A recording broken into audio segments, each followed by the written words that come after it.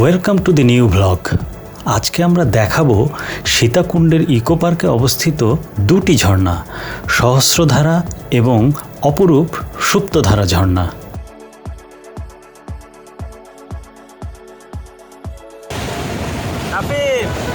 আমরা কোথায় যাচ্ছি এখন?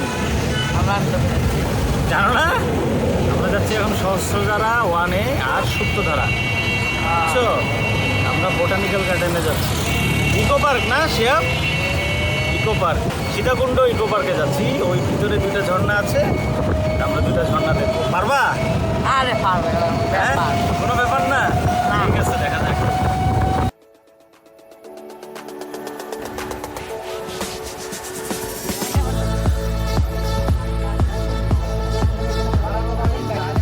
সীতাকুণ্ড ইকো পার্কের ভাড়া 60 টাকা প্রতিজন।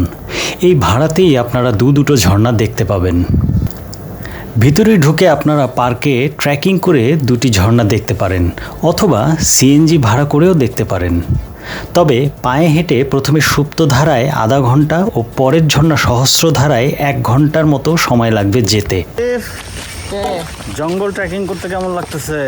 মজা, অ্যাডভেঞ্চার। হ্যাঁ, কি সুন্দর বৃষ্টি হচ্ছে, সব চারিদিকে সব সবুজ। অবশ্যই গেছো? সামনে গোলাপ বাগান আছে। যেহেতু সুপ্তধারা সবচেয়ে সুন্দর ঝর্ণা, আমরা সুপ্তধারা পর্যন্ত পায়ে হেঁটে পরের ঝর্ণা যেটা দূরে সেটি আগে দেখার সিদ্ধান্ত নিলাম। আমরা সুপ্তধারা থেকে একটি সিএনজি ভাড়া করে সরাসরি পরের ঝর্ণা সহস্রধারায় চলে গেলাম। রাফিব, এই যে এটা দিয়ে নামতে হবে। এটি হচ্ছে সহস্রধারায় নামার সিঁড়ি। এখানে প্রায় 300 থেকে 400টি সিঁড়ি বেয়ে নিচে নেমে ঝর্ণার কাছে যেতে হবে। এজন্য কিছুটা ফিট থাকা আবশ্যক।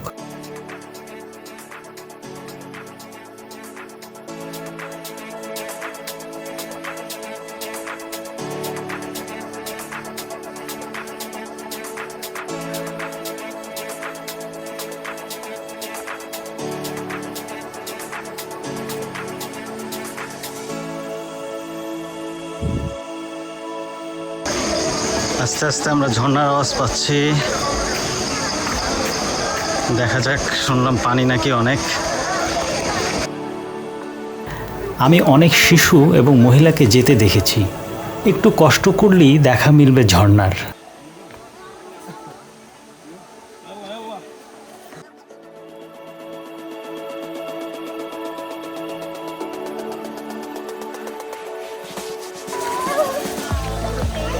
ঝিরিপথ।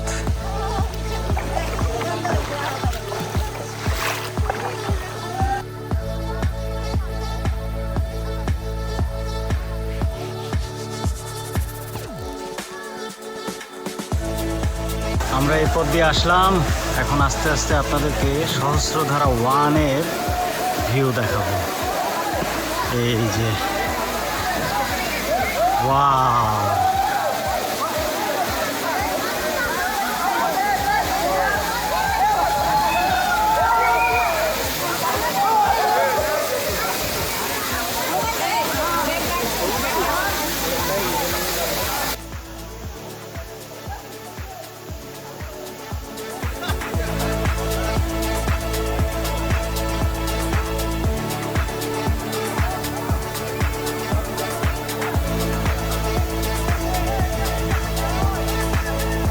ঝর্ণার কাছে এসে আমরা কিছু ফ্যামিলি ছবি নিয়ে নিলাম।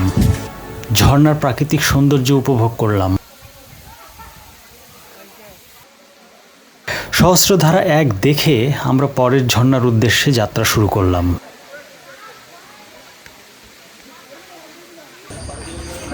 আমরা সহস্রধারা 1 থেকে এখন সুপ্তধারা 2, সুপ্তধারা।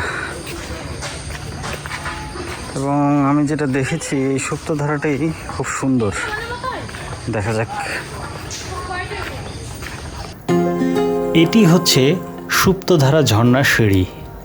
এখানেও প্রায় 400টি সিঁড়ি বেয়ে ঝর্ণার কাছে যেতে হবে। তবে ঝর্ণার পথটি কিন্তু খুবই অ্যাডভেঞ্চারময়। পথে পড়বে নানা রকমের গাছ এবং পাহাড়ি ঝিরিপথ।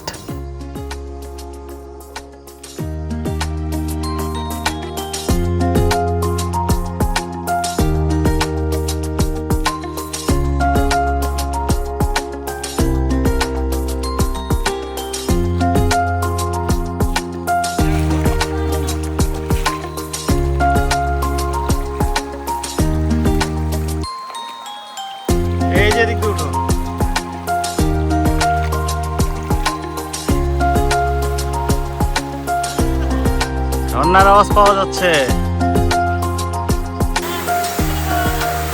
অবশেষে আমরা সীতাকুণ্ডের অন্যতম সুন্দর ঝর্ণা সুপ্তধারার কাছে আসলাম।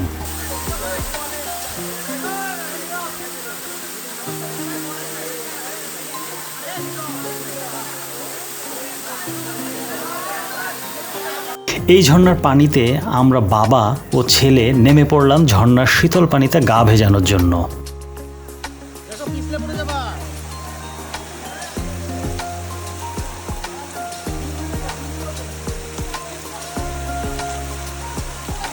কেমন মজা।